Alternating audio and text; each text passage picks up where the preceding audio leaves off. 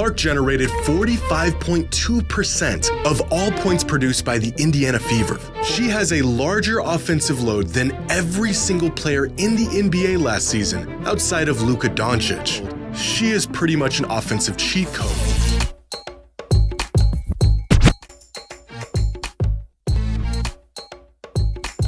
Today, we got the harsh truth about Caitlin Clark. She's becoming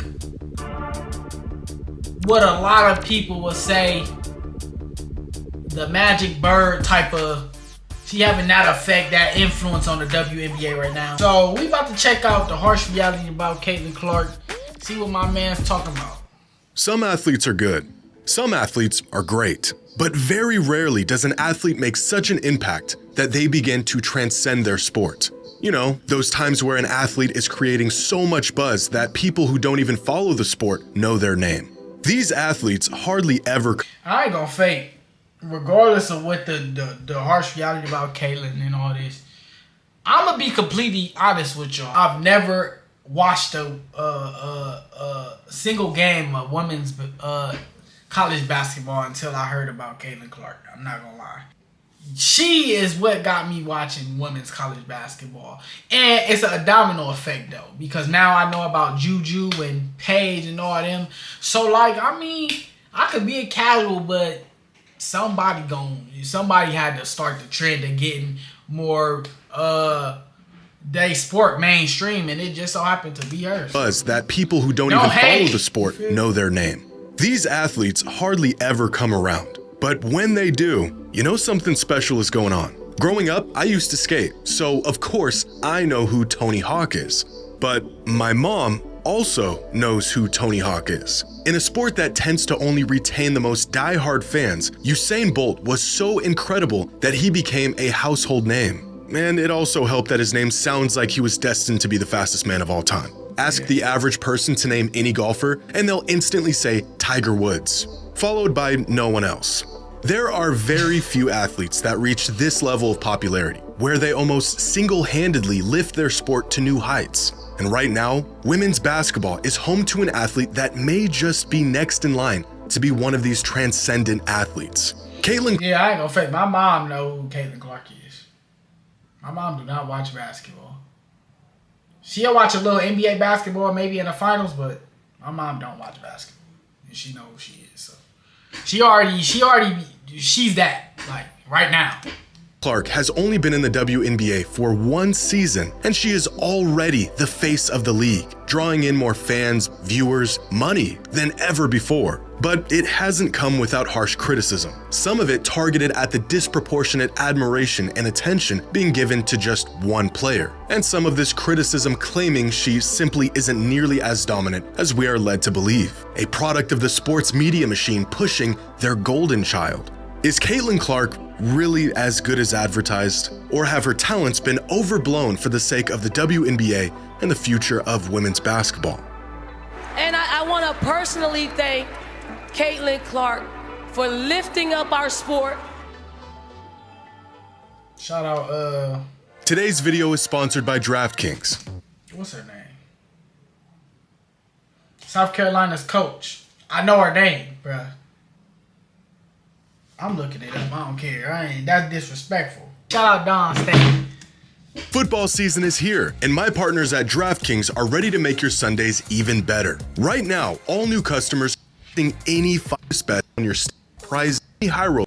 That's on April 7th of this year, the women of the NCAA Basketball Championship accomplished something completely unprecedented. Throughout the game, they drew in nearly 19 million viewers, a number that shattered every NCAA women's record, exceeded the viewership of any men's tournament game over the last half decade, and even surpassed every single NBA Finals game since 2018. The game was a groundbreaking spectacle, with people who had never even tuned into a single basketball game in their life turning on the TVs to see who would be crowned champions. The majority of this flocking attributed to one player, Caitlin Clark. Her unbelievable range and record-breaking performances proving to be must-watch TV. The true testament of her greatness and impact, all of the doubt and borderline detest that quickly I ain't gonna lie though. He about to speak on it now, but like, That's distasteful for real. Like, distasteful. How, like, they was so critical of, like, her coming into the league.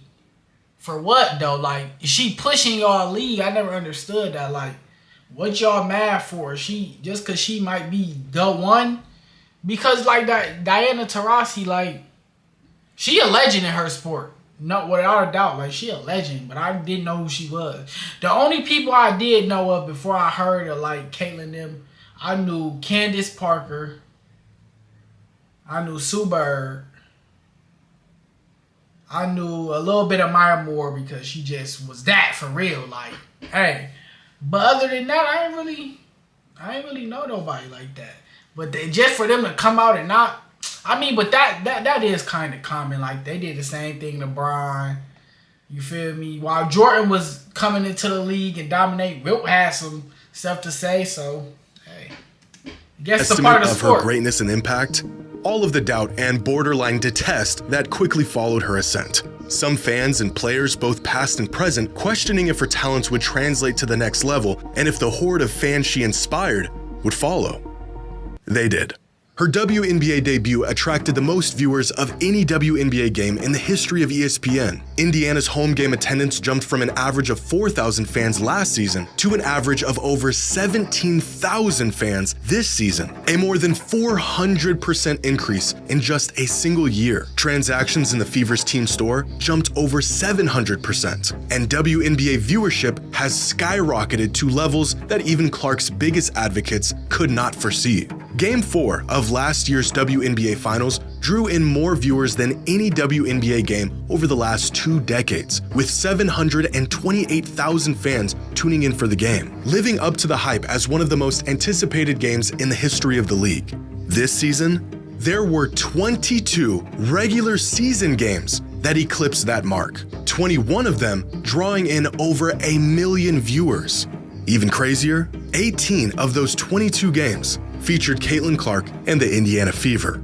But the most revealing evidence of the now dubbed Caitlin Clark effect is the fact that WNBA viewership has nearly caught up with NBA viewership in 2024. On ESPN, NBA games averaged 1.5... I did not know that. That's actually crazy. Like, that's really crazy. Considering, like, all the new talent that's in the league today and all the legends that's still in the game, that's crazy. Hey, that's really wild. Viewership in 2024. On ESPN, NBA games averaged 1.56 million viewers this past season. WNBA games averaged 1.2 million viewers, a number that was inconceivable just a couple years ago. But Caitlin Clark's soaring popularity has been a point of contention for many fans of the WNBA, frustrated that in a league that is bursting with talent right now, it's all just being overlooked for the poster child of women's basketball. Do Caitlin's abilities actually warrant the hype?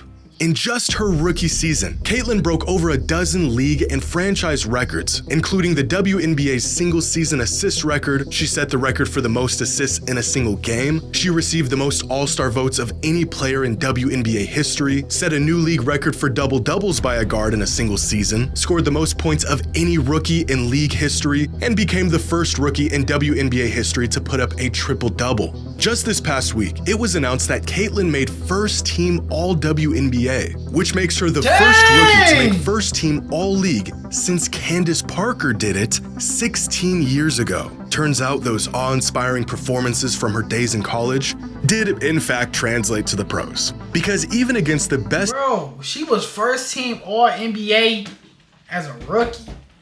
Like, first NBA. It had to be at least just one, if not two NBA players to ever be first-team All-NBA as a rookie. They're not giving me. They just showing me rookies to make All-NBA. I don't know. Y'all let me know what NBA players made first team All-NBA as a rookie. I know Tim Duncan then made All-NBA teams, but first team. Defense in the world, she is pretty much an offensive cheat code. Throughout her rookie season, with points and assists, Clark generated 45.2% of all points produced by the Indiana Fever. For perspective, she has a larger offensive load than every single player in the NBA last season outside of Luka Doncic. and she's a rookie. But to really understand Caitlyn's unparalleled offensive prowess, here are the 200 most productive offensive seasons in WNBA history on a scale of points generated per game. And among these seasons, you'll find the greatest players in the league's history. Lisa Leslie, Tamika Catchings, Cheryl Swoops, Candace Parker, and Angel McCoughtry have tons of seasons littered throughout this chart. Climb towards the top and you'll find seasons from Asia Wilson and Cynthia Cooper. But with 4 of the top 10 most productive offensive seasons in WNBA history is Diana Taurasi, her 2006 campaign being the best of them all, producing 33.9 points per game. And then there's Caitlin Clark, who is already the most potent offensive player in the history of the WNBA in her rookie. Y'all not finna. Come on now. I don't care how much you dislike her or like her. She like that. Simple. Ain't no. Nah, that's wild. Season.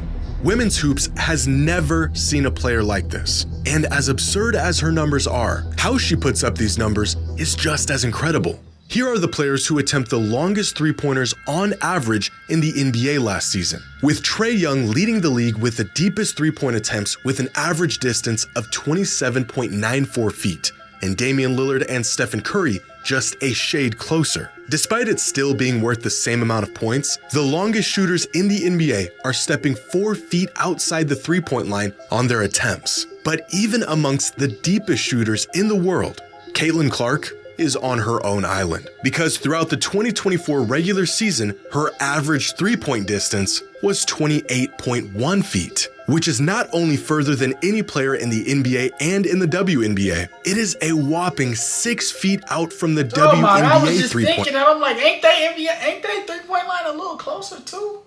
She's shooting from different countries. Like, what did she shoot this year though? That's the real question. Because you can shoot far. I know she can shoot, but you can shoot far. If you ain't hitting them, bro, scoot in a little bit. Like, line. Has Caitlin Clark been worth all the attention and hype that has engulfed her over the last 2 years? Yeah, I'd say definitely. so. She didn't just have a successful rookie season. She had one of the best rookie seasons in recent basketball history. And this isn't just to her benefit, but the benefit of the entire WNBA. Because the seismic boost in the WNBA's popularity this season is not limited to those turning on the games to see what she'll do next. It can also be found in the fans actually showing up to the games. Looking at a chart of the average attendance of WNBA games since the inception of the league in 1997 will tell you a story of a league that has seen their fair share of good days and bad ones. In 1997, there were only 8 WNBA teams, all with really healthy attendance numbers due to the excitement of a new women's league. The league quickly expanded to 16 teams, with a handful of teams emerging as fan favorites, like the Washington Mystics, the Phoenix Mercury, and the LA Sparks. But with a massive league expansion came a nearly equal retraction, many teams folding along the way, such as the Soul, Fire, Miracle, and Sting. But it wasn't until COVID where the league's once steady fan base was wiped out. In 2020, there were no fans in attendance due to COVID protocols, and when play resumed in 2021, attendance was at an all-time low. A number that has been quickly rising in the few years since the pandemic, but has specifically seen an explosion this season, where for the first time, league attendance was higher than the WNBA's inaugural season. The Indiana Fever seeing the highest attendance numbers in league history, nearly selling out every single home game. In a league where attracting the casual fan has been a seemingly insurmountable task, Caitlin Clark has defied the odds by not only drawing in new fans for her and her team, but rising the tides for the entire league. This is completely unprecedented. At least in the WNBA it is. But there was a time when the NBA was facing similar struggles until a pair of players showed up and changed everything. After the success of the Celtics in the 1960s, the NBA's growth in popularity had come to a grinding halt in the 70s. The league had a rampant drug problem. An emerging rival league known as the ABA was picking up steam, and the NBA didn't really have a face to propel the league into the next decade. Jerry West was on his way out. Kareem was incredible, but he didn't really have the personality or charm that fans gravitate towards. Bill Walton. Don't forget that. A lot of people want to act like Want to discredit Magic because of Cap. Don't forget, Magic wasn't winning. He won in Milwaukee with Oscar. Then he lost. And lost. Despite he was going crazy. He literally won an MVP not making the playoffs. But bro was losing before Magic came. Not saying Kareem not like that. I still think he top 3, top 5 all time. But a lot of people want to say Magic had Jabbar, but Jabbar had Magic too.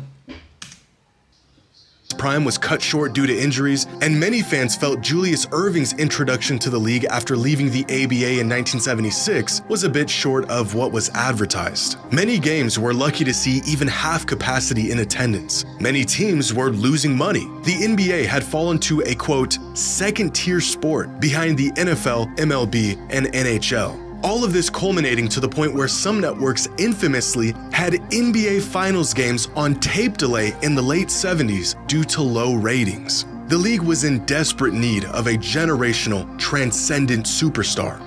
Lucky for them, they got two. Coming off the most popular rivalry in the history of college basketball, Larry Bird and Magic Johnson propelled the league to new heights in the 80s, transforming the NBA from a second-rate league into a behemoth of sports and entertainment. A tandem that many longtime NBA fans say saved the NBA. Yeah. Now, this isn't to say Caitlin is the second coming of two of the greatest, most important figures in the history of basketball, but her impact on the sport at such an early stage in her career has reached a level reminiscent of some of the most influential athletes of all time relative to their sport. Because her popularity hasn't just affected her, it has had a cascading effect on players across the entire WNBA. Clark has essentially become the gateway to NBA fandom for many people. They come to witness the phenomenon that she is and end up staying once they see just how awesome the league and its players are. Players around the league are signing groundbreaking endorsement deals. Teams now have their own planes and new facilities. Many WNBA players have become household names, some of the most recognizable figures in sports today. There is real, genuine discourse about the games and the players right now that exists beyond the diehard fans. Conversations about the WNBA are now no longer about the legitimacy of the league itself, but instead about its players, records being broken, rivalries, the playoffs, title hopes, the draft, and up-and-coming prospects. It's understandable that Caitlin's explosion in popularity has caused a lot of tension. Why is she getting all the attention when there's tons of great players around the league doing great things? The answer to that question? Well, it depends on who you ask. But there's no denying the widespread impact Clark has made on the league in just a single season. For years, players in the WNBA pushed for people to give their talents and their skills and the product a chance. And in record numbers, people finally are. Now, what it took to get them to tune in may not be the most ideal circumstance, where for many casual fans, one player is overshadowing the vast majority of an entire league. Let's be for real though. Like, when it come to, it's today's social media and the society today make it a bad thing for there to be a poster child of a league. Like, when we being real, when you think about the 80s, it was Michael Jordan. We think about the 80s, it was Bird and Magic. Think about the 90s, it was Mike after everybody was left. Mike ran the 90s. Then it was everybody else. 2000s, you had Kobe, Shaq. By a certain time, let's just say, I don't want to get into that. By a certain time, it was LeBron and everybody else. It's probably most likely going to be Wemby and everybody else. Like, that's how they run their business. Like, you got your poster child and then you got everybody else. What y'all done did is y'all start making it a bad thing for these people to make one person him or her. It's not a bad thing. That's how the brand grow, honestly. Like, we all thought, oh, maybe if you give more shine to this person, that person is. But think about the NBA now, like, with all the talent that we got with no real face of the league. LeBron's still there. You got Wemby, you got Luka, you got Giannis, you got all them people, and the league not flourishing. You would think with more faces, more people. But it shows, like, when you got a specific person and everybody else, it seemed like the business do better. Majority of the most watched NBA Finals is with Michael Jordan, like in the 90s, where a lot of people try to say there wasn't much competition, which I don't necessarily agree with, but it was Jordan and everybody else. Like the 2016 Finals, if I'm not mistaken, it performed well. It was because of Bron and Steph, but you know how that be. But for the most part, it's LeBron.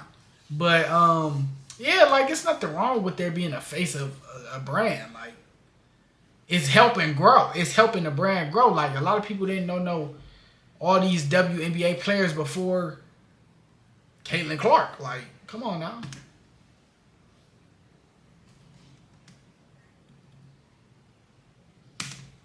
Dang. Work, dang. Steps in the right direction.